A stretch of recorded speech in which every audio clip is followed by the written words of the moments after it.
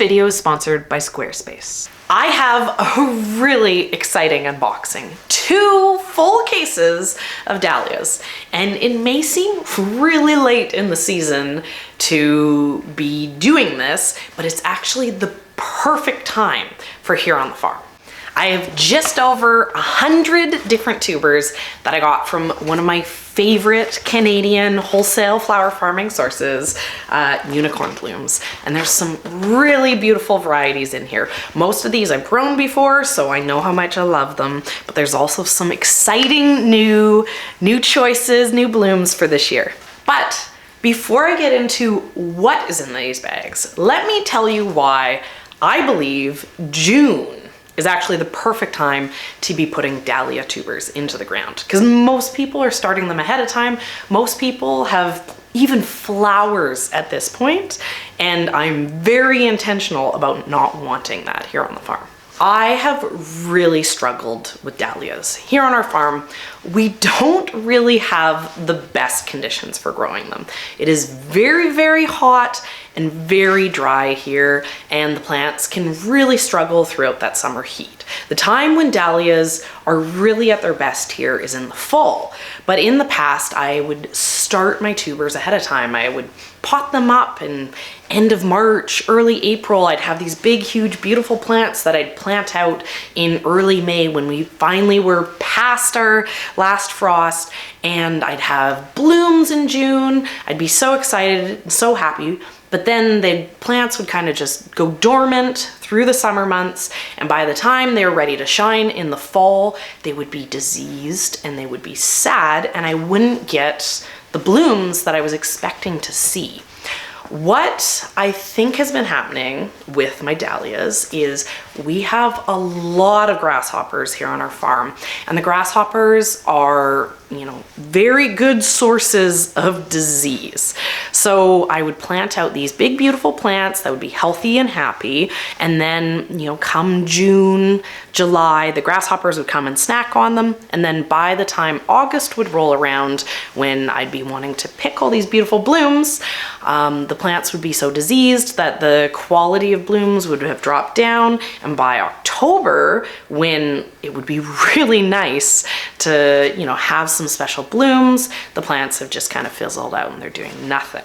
So last year, I was like, nope, what we're gonna do, June 1st, we're gonna plant these into a tunnel, we're gonna let them grow all through the summer, but they are going to potentially miss that window when the grasshopper pressure is so high, because they'll just, be in the ground during that period.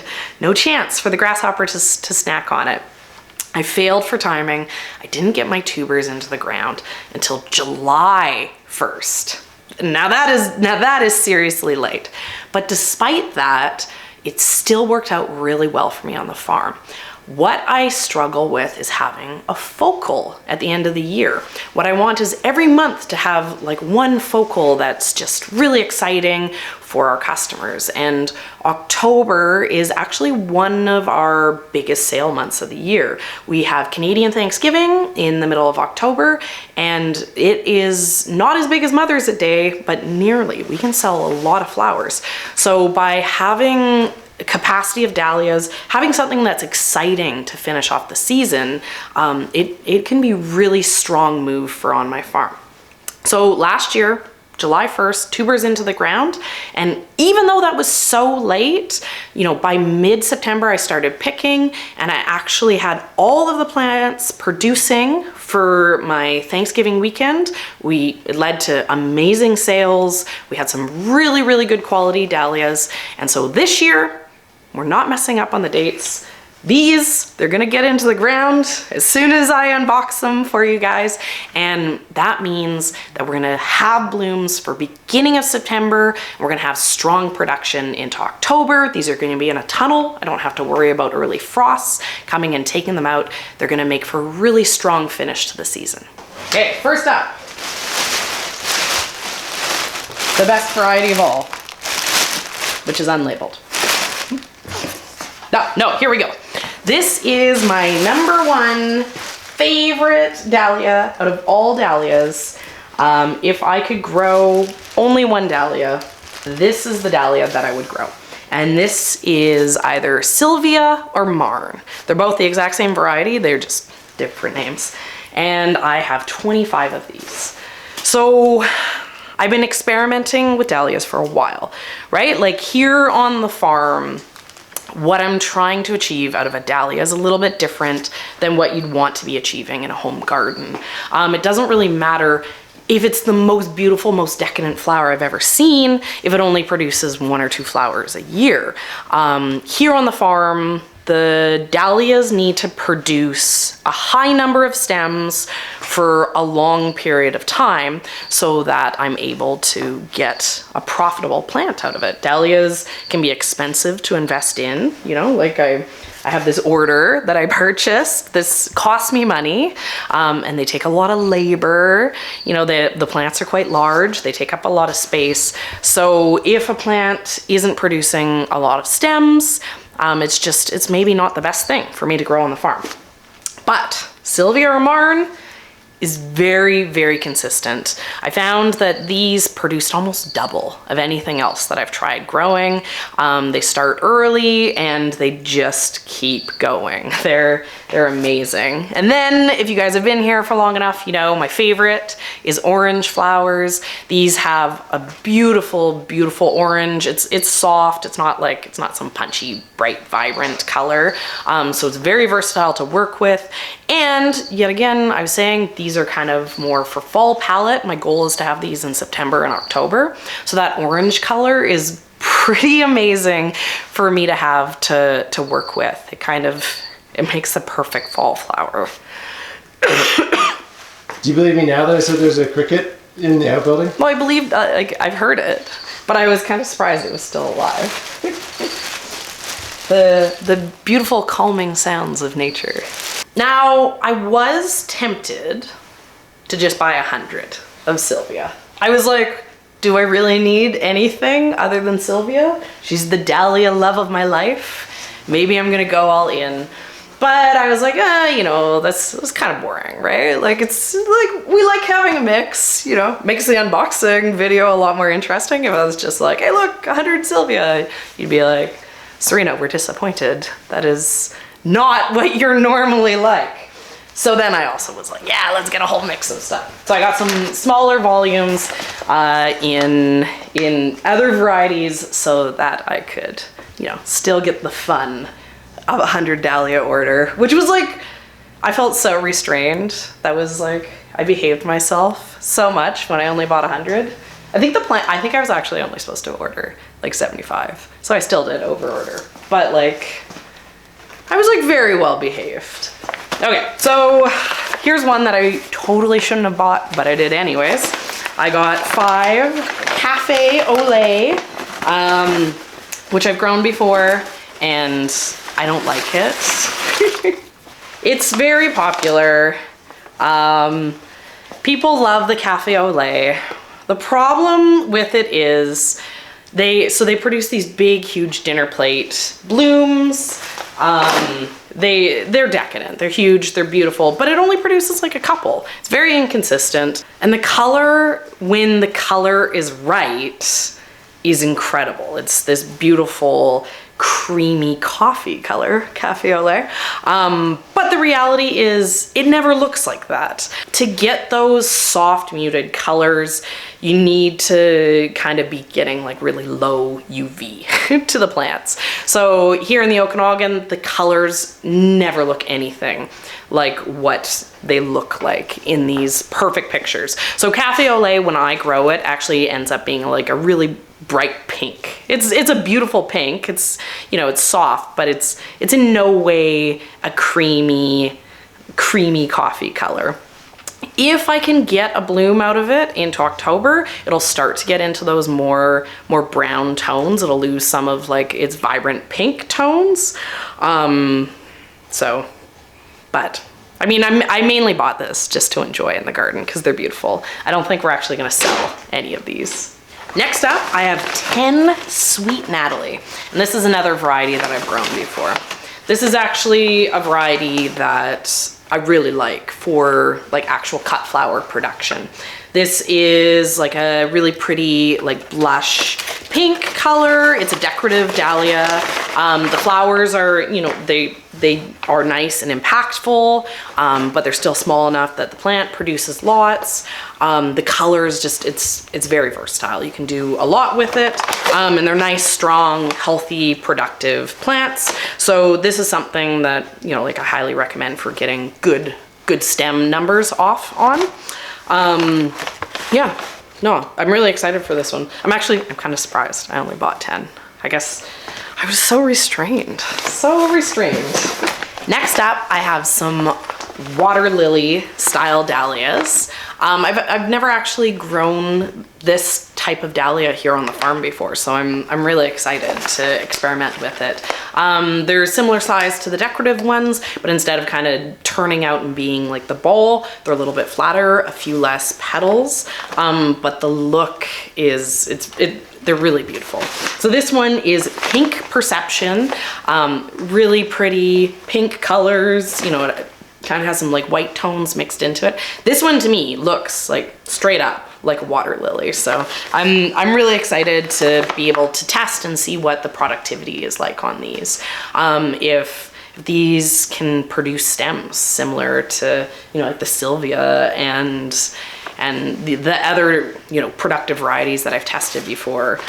This is something that, you know, I would gladly add into the regular mix. And then, because I'm a sucker for orange, I also got 5 of the Orange Perception.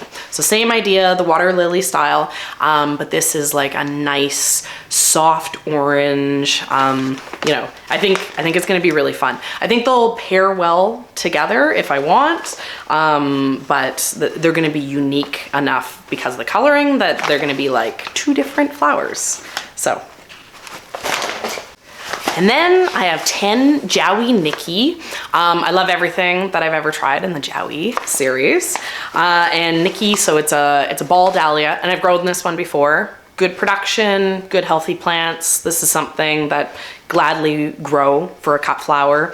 And then it's like a peachy pink tone. So these are a little bit smaller size flowers than like the Sweet Natalie's, but still a good impactful size flower.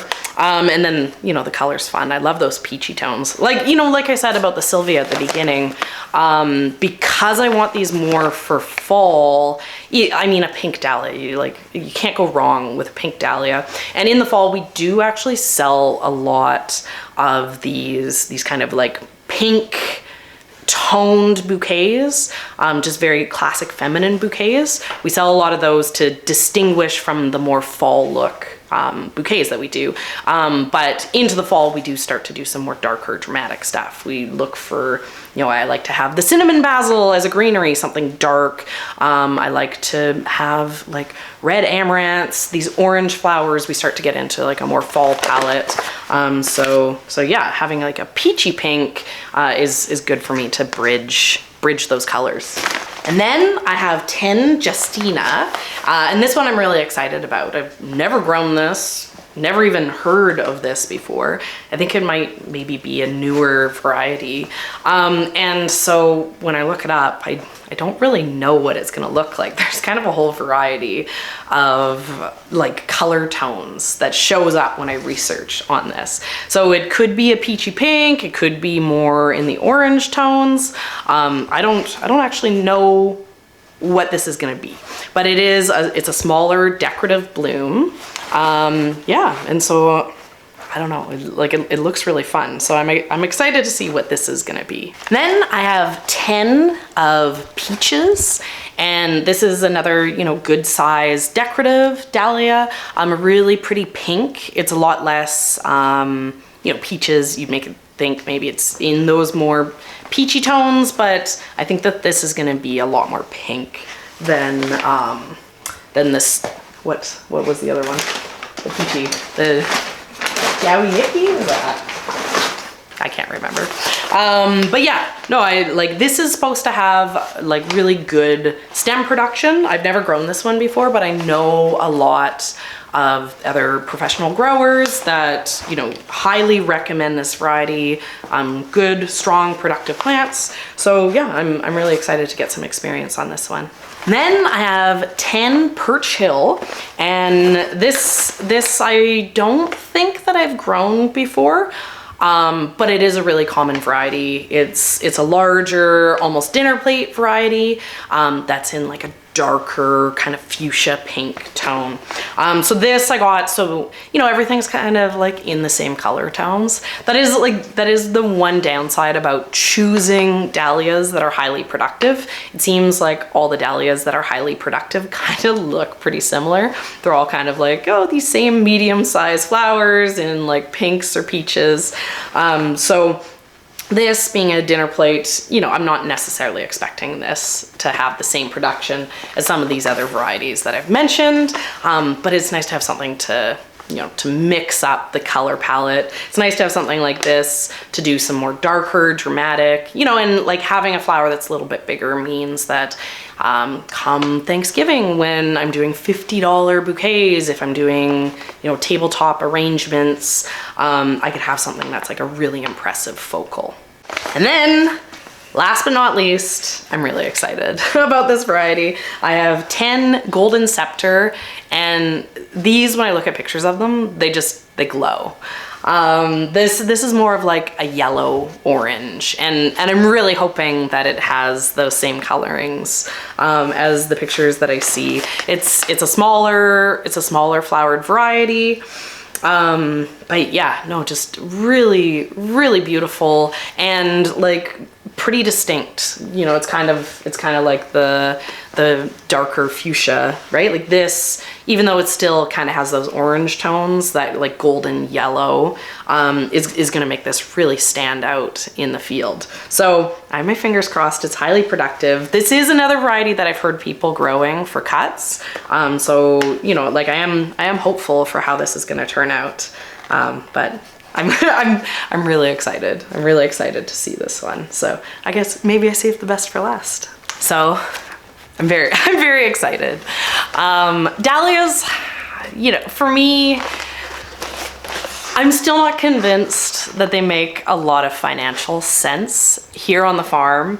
But despite that, I grow them every year. They're so beautiful. It's hard not to fall in love with dahlias, and with the varieties, the fact you can get these like big massive dinner plates, these smaller decoratives, there's so much that you can do with them that every year it's hard to not want to, you know, experiment at very least a little bit. I'm really hopeful for what these are gonna do this year. I'm hoping that, you know, I'll actually get some production for the farm off of them. But at very least, it'll bring me joy come the season to be able to see all these beautiful blooms. One thing that doesn't bring me joy as a business owner, though, is trying to figure out how to do a lot of the tech stuff around running your business. And probably my least favorite thing is trying to figure out how to build a website, which is the reason why I so much appreciate our sponsor Squarespace, because they make building a website and being able to have an online business just so much easier. Squarespace is an all-in-one website platform for entrepreneurs to stand out and succeed online. Whether you're just starting out or managing a growing brand, Squarespace makes it easy to create a beautiful website, engage with your audience, and sell anything from products to content to time, all in one place, all on your terms. I love how easy they make it for me to build a website. Squarespace Blueprint AI is a guided design system that helps you build your dream website. And Fluid Engine, the next generation website editor, lets you customize every design detail. Whether you're building an online store or offering courses, Squarespace has you and me covered. Go to squarespace.com for a free trial, and when you're ready to launch, go to squarespace.com/youcan'teatthegrass to save 10% off your first purchase of a website or domain.